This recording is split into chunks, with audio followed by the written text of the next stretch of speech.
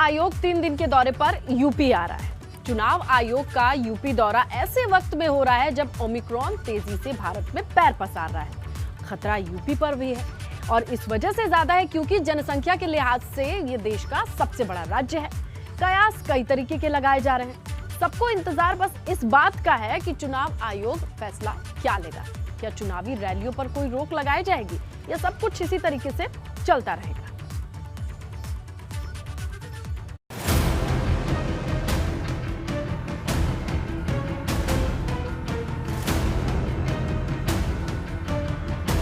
Omicron की तेज रफ्तार, क्या चुनाव पर लगेगा ब्रेक?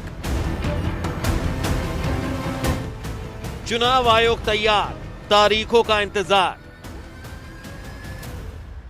कोरोना की बढ़ती रफ्तार के बीच चुनाव आयोग फीडबैक लेने मंगलवार को 3 दिन के यूपी दौरे पर आ रहा है, जहां चुनाव आयोग की 13 सदस्यीय टीम 3 दिन तक ताबड़तोड़ बैठक करेगी। जानकारी के मुताबिक इस बैठक के बाद साफ हो जाएगा कि यूपी में चुनाव कब होगा।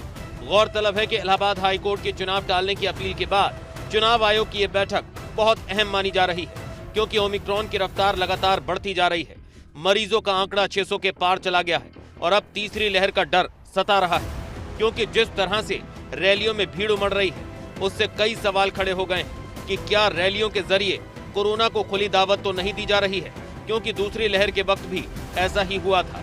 उस वक्त पश्चिम बंगाल और तमिलनाडु में चुनाव थे, जहां चुनाव के बाद अचानक मरीजों की संख्या बढ़ गई थी। यही डर अब यूपी में सता रहा है।